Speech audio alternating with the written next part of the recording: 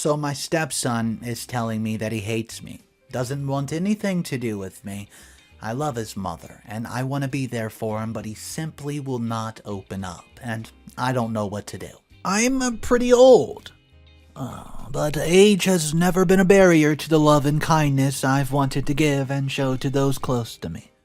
But I guess this story will prove otherwise, because this particular incident really tested the patience and kindness I was willing to give to others. I was happily married for quite some time, but at the age of 40, God took away my beloved wife. Cancer. It's a terrible disease. And I would not wish it on my worst enemy, but like how all good things must come to an end, my time with my wife ended. Apart from having two fully grown children who were starting their own families, I was all on my own, and yearned for the same amount of love and care I gave everyone freely. Fast forward 5 years. I'm 45 and I marry Samantha, one of the loveliest women I've ever met. Despite being a human who radiated positivity and love, I could not say the same for Josh, her 17-year-old son who despised me. I've heard the fairy tales and stories of step-parents being terrible individuals who only seem to be narcissistic to their stepchildren while giving their biological children all the love, care, and attention. But I was determined to not be like that stereotype. When I started dating Samantha and found out she had a son, I ensured to try to develop a bond and cultivate some form of relationship so that things would not be too awkward for the three of us. Despite my efforts, he continued to reject me and never wanted anything to do with me. But before I go on a rant on how annoying Josh was as a teenager, I think it's only fair I start off from the beginning, just so you all know exactly what happened, and that I can't be blamed at the end of this story. Well, as I mentioned before, Samantha and I started dating. This was roughly 3 years after my wife's death. No, I'm not heartless, and I haven't forgotten her. She still lives on in my heart and memories every single day, and no one can ever take over the position she had in my life. Samantha is not an ordinary woman. She understood me and cared for me for 2 years since we started dating. I proposed to her and we got married. During our period of dating, which was roughly 2 years, there were plenty of times I tried to befriend Josh. His father was a non-existent entity, and I knew the impact a father figure played in a growing teenage boy's life. And me being me, I decided to fill that void in his life. Except, he did not want the void to be filled. In fact, he pretended as though there was no void at all. I knew it was all farce. And the first thing I suggested to Samantha was I take Josh to a baseball game. She was overjoyed that I've been the one to initiate it. And she had booked the tickets and had everything ready for the two of us to have a fun day. Well, Josh never showed up that weekend. He stayed at a friend's house and claimed that they were just working on a science fair project, which was an absolute lie, since the science fair wasn't until August and it was February. Samantha and I both knew he had lied, and she had apologized to me about 1,000,000 times before I told her it wasn't her fault, and that she had nothing to be so worried about. Although the money had gone to waste and I never really got to see my favorite baseball team play, I knew that Josh was going through that teenage phase and needed some help getting through it.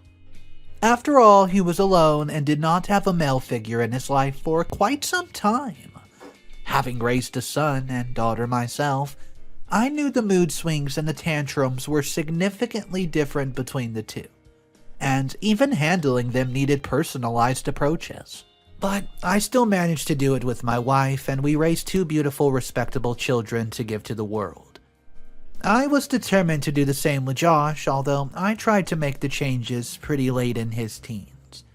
I knew it was possible and resolved my mind to do it right away. When he returned home from his friend's house, I knew scolding him, or arguing with him, would only make him more defiant, so I gave him his space and let things cool down a bit. Although Samantha had given him an earful, Time went on, and I tried many things from baseball games to arcade visits and movies to anything a teenage boy would like. You name it. I would have tried taking him there, except for every time it was a fail and just left things off worse than it was before. By now, I was proposed to Samantha, and things were moving along quite fast for us, which Josh did not like because he made sure that I knew. Every Friday was date night for the two of us, and he would almost always try to sabotage the night and make it difficult for the two of us to meet. One time, he almost burnt the house down. I don't know if it was an accident or, hey, if it was on purpose, but I'm willing to bet good money it was the latter. Don't ask me how, but he claimed that we were learning about chemical bonds in science and just testing it out in his room with no protection or gear at all. That's the first lesson you learn in chemistry and safety. I let it slide like I did a lot of things and moved on. Once Samantha and I were happily married, every day became a reminder that Josh did not want me and didn't want to have anything to do with me. I was tired by then and didn't pursue the matter too much, so I went on with my life and continued to love and give everything I had to her, and Samantha did for me too. Years go by, and soon Josh had hit 22. You'd think that we would have formed some sort of relationship by now, but we had not. It was just a courteous good morning before I left for work and he went to university, and a good night just before I went to bed. There was no other conversation or bonding, and it was just as well as I had Samantha to myself. And we lived a really happy life. But by then, I had made up my mind that Josh was not my child. Now, before all of you get annoyed in the comments and give your opinions, tell me when a father and son never spoke for years, nothing. You can't consider the good morning and good night as a form of conversation. It's like it's just pre-recorded voice notes that both of us repeated every day. It was a one-sided relationship, and when I had told Samantha that I couldn't win Josh over, she said it's okay because Josh had always been a child who found it hard to bond with others. Josh did not want to have anything to do with me, and I was tired of getting kicked in the face every single time I initiated something. There's just only so much one human being can do, and I was done with him. I think that was a lame excuse because what happens when the only people they were able to bond with go away or die? You'll soon find out what he does. But in my opinion, Samantha was pretty short-sighted by letting Josh off the hook and not insisting the both of us develop a proper father-son relationship. I can't be unfair to her because she tried initially, and she must have tired out because Josh is one stubborn kid with terrible moods and oh so terrible mouth to go along with it. What I mean by this is he's extremely vulgar. I don't know how to explain, like, how a teenage kid can be so rude just baffles me, though. If I were typed out things that he had said to Samantha and myself, this would probably get banned for strong language. Hence why I'm refraining from quoting him. Anyways, I'd often find Samantha in tears as she tried to hide away from the embarrassment. Most of the time, I would find her and she would cry in my arms and proclaim what a terrible mother she was and how badly brought up Josh was. The first few times, I stepped in and reprimanded Josh in the hopes that he would feel bad for hurting one of those people that he was really close to. But no, this kid is made of absolute steel and doesn't have any emotions whatsoever. I'm guessing it's a trait he got from his father because, well, from what I've heard, he had left them one day with only a week's supply of food. Samantha never heard from him again, and he had a good job and slowly climbed the rankings. The fact that Josh's father had never been an existent parent and Samantha had to carry the weight of two parents and bring Josh up meant she could not always be there for him. There's only so much that one person can do, and I thought by coming into Josh's life I could help him and even Samantha. Our relationship never progressed from there. It was a courteous nod or half smile and we'd be on our way. We didn't even know what went on in each other's lives, not at all. Well, until Samantha told one of us what exactly was going on.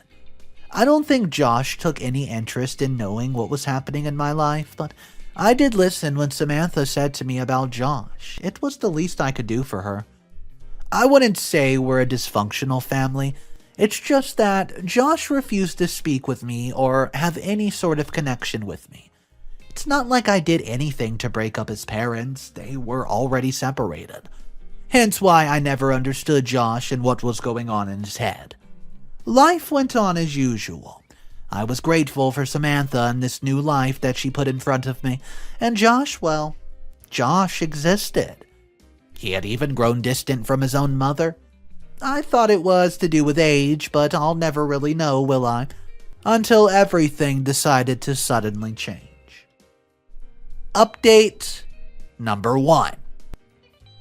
Well, what's up, guys? I know most of you are all confused as I stopped abruptly in between. Well, there's been somewhat of a development since I started out. Anyways, things have changed. Samantha, she passed away. I don't know how I survived it, but I did, and I didn't know how a human was even capable of going through so much emotional turmoil and straight-up suffering. But I got through it. Samantha passed away suddenly at her workplace. Nobody saw it coming. I don't think even she saw it coming, but before I could continue about Josh and myself, here's what happened. She had gone to work as usual and had her usual coffee in the morning. Absolutely nothing out of the ordinary. One thing, though, is that Samantha is allergic to dust and smoke. See, she's not allergic, but she has this reaction that triggers her asthma and she has a bad asthma attack. She always carries her puff and EpiPen, but not everyone knows this. Except for me. Josh and a couple of her friends, maybe. Anyways, she goes to her office and she notices there are some builders that are renovating certain areas of the office, and of course, because of that, there's dust and debris all over. She apparently covers her face and rushes to her cubicle, but I'm guessing the door to her cubicle must have been open because she had an asthma attack inside her cubicle and just passed away there with no help. Why didn't anybody help? Because her cubicle is a soundproofed enclosed office with tinted glass about 3/4 vertical. The police also said there weren't many employees at the time to even notice something gone wrong. Since it was still early, she had a habit of being at her office 1 hour early before everybody. They told me they noticed signs of struggle as she reached for her bag to probably find her EpiPen or puff, but, well, she failed. That was how the second love of my life was stolen from me. In the blink of an eye, she's gone, and I was left alone again. That whole week, as I mourned, I didn't know what was happening around me. Time went by in a blur, and I didn't know where Josh was until he showed up at our house 3 weeks later. By then, well, Josh had turned 22 and was graduating from university. He was the last person I'd expect a week after his mother's funeral. I thought he had come to collect some of his mother's stuff from our house, but apparently not. He wanted to talk to me. So, it took 5 years for him to come to speak to me, and I was listening momentarily. He walked in, sat across from me, and he cleared his throat awkwardly and asked how I was. How was I? His mother had to die for him to ask how I was. That didn't make any sense. And this was the last thing I expected from Josh since he had been giving me the cold shoulder over the last few years. I nodded to him to show him I was doing okay, but wasn't willing to let my guard down. We sat in silence for a while until he stood up and said he would be seeing me around. What was there for him to see around about? He never even cared about my existence. Why does he suddenly care now? Why does he want to talk to me? This all felt awkward and weird, so all I could do was just nod and show him out. Once he decided to leave, I cried in silence, for what was the first time I had felt Samantha's absence since she was passed. Update number 2. I'd assume when Josh visited, it was more of an unsolicited goodbye to me, due to his mother's death. But I've never been more wrong in my life. He visited the following week, and this time he spoke more. He said that he missed his mother and he missed the whole parental figure thing in his life. I'd been silent the whole time that he was there, apart from the occasional nod, as I didn't know what he was trying to get and what tricks he was trying to pull. Don't judge me for being overcautious with a stepson of mine, as he never wanted to be near me. Well, my very existence used to disgust him, so why this sudden change of heart? If you were in my position, you would have understood my plight better. I was slightly scared that he was going to pop some random question or statement that would take me by surprise, and I should not have anything else to say except to agree with him. He spoke about his teenage years, careful not to mention how much he clashed with me. I just continued to stare at him. Well, at this point, it seemed like I was emotionless, as I didn't want him to think everything was fine and we could go about our days as if nothing happened. I mean, yeah, he was a pain of a child who never cared for me despite the amount of effort I put towards him and his mother. Even as an adult, he chose to ignore me, so why should I act as if nothing happened? I know I look pretty much petty right now, but I don't know, like that he's human and has feelings, so do I.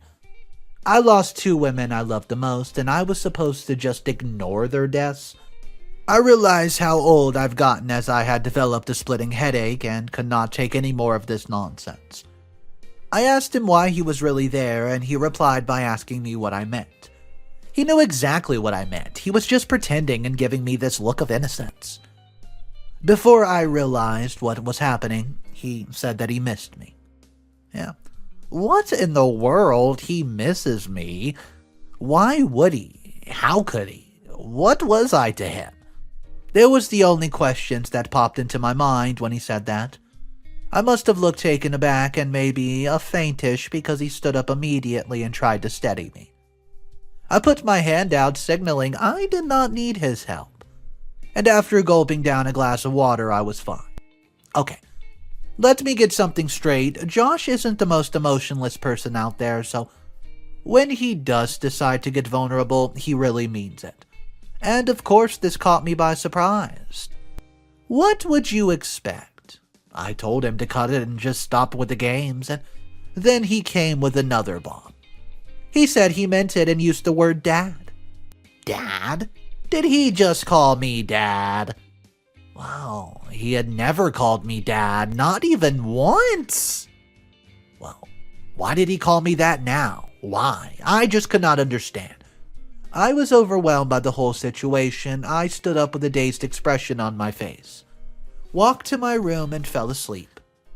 I must have been asleep for quite some time, and, well, when I woke up, it was dark outside and it was time to have dinner.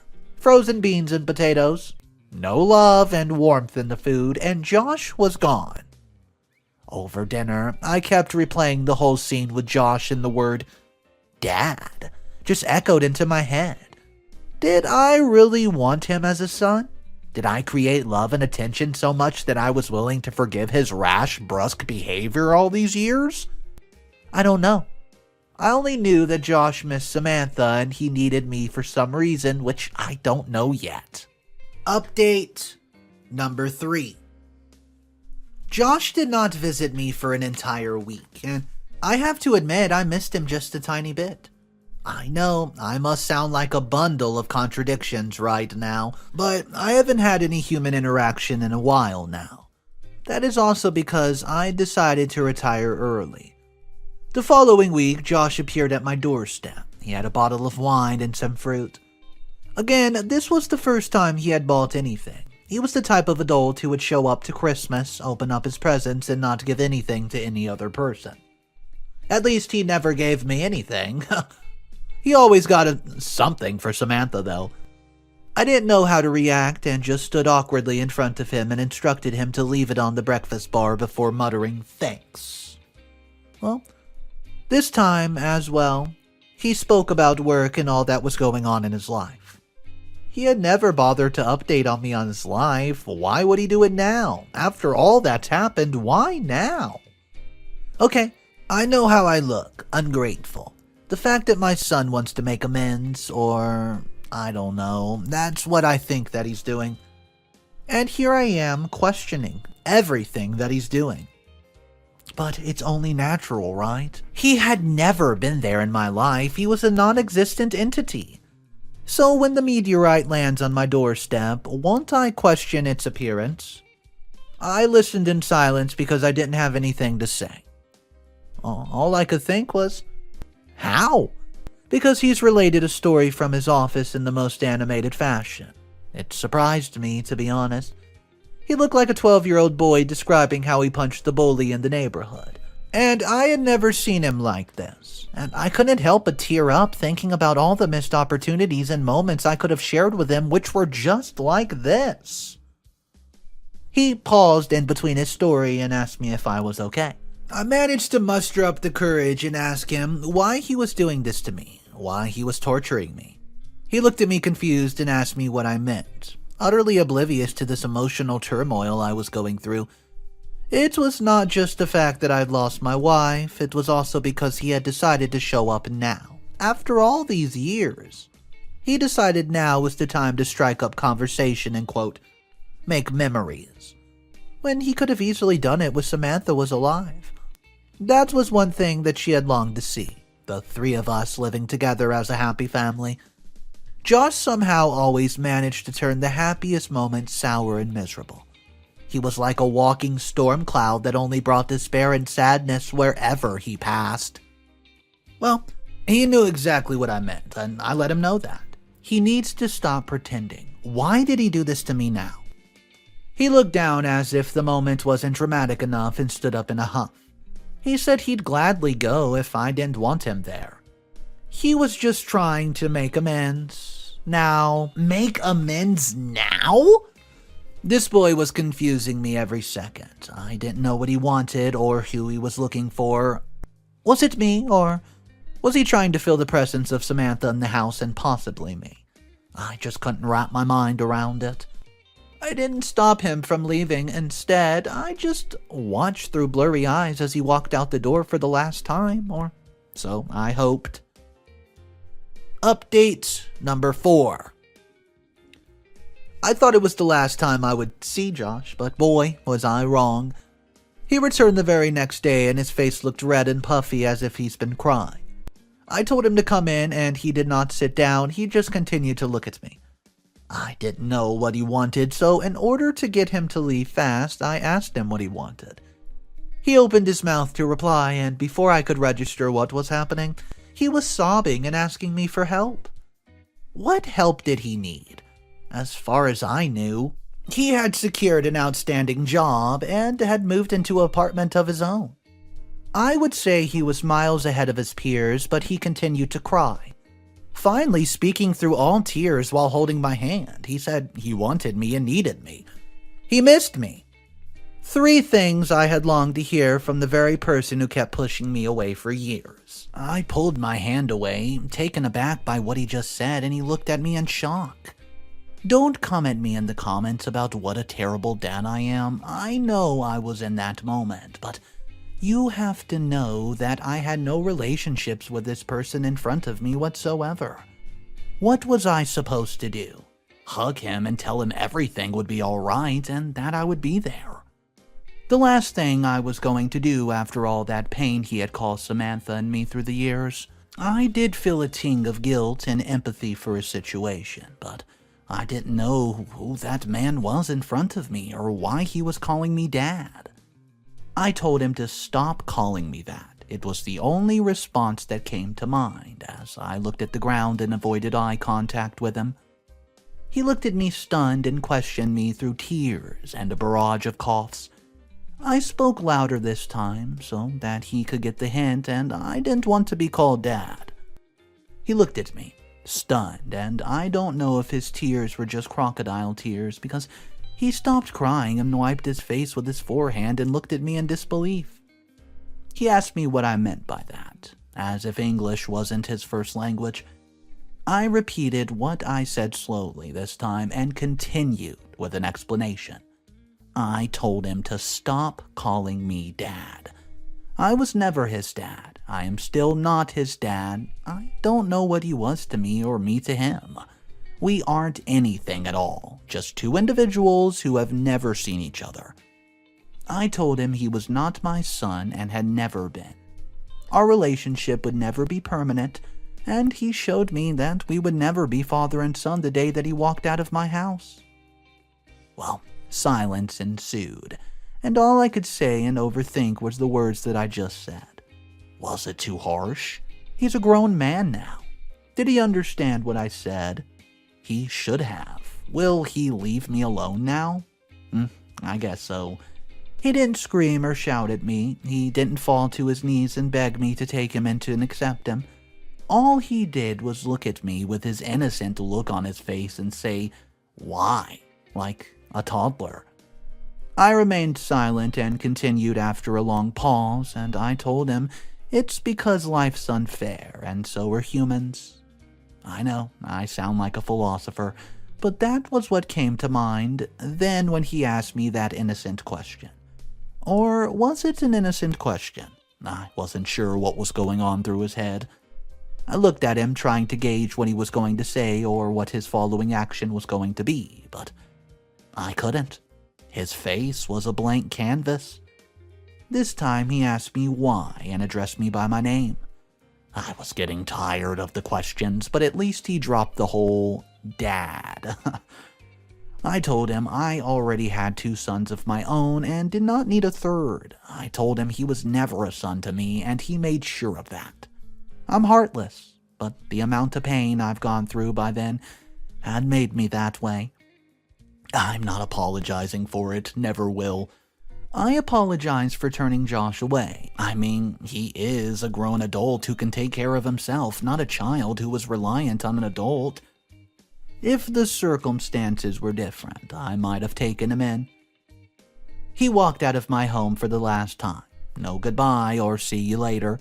Silence followed him, and at that moment I knew that was the last I would see of Samantha and the traces she had left behind. For I fell to my knees and wept. Life is unfair, and I didn't want to be the one who made things fair when I was always given the short end of the stick. Alright, so I want to hear from you guys. If you were in OP's position, and this happens, your significant other passes away leaving the kid behind, and well, he starts to call you dad, what would you do about it? Drop your comments down below, guys. Let's talk about it in the comment section, what exactly you would do. Thank you for subscribing and checking out today's video. I'll see you guys tomorrow in another animated story. Have a great day.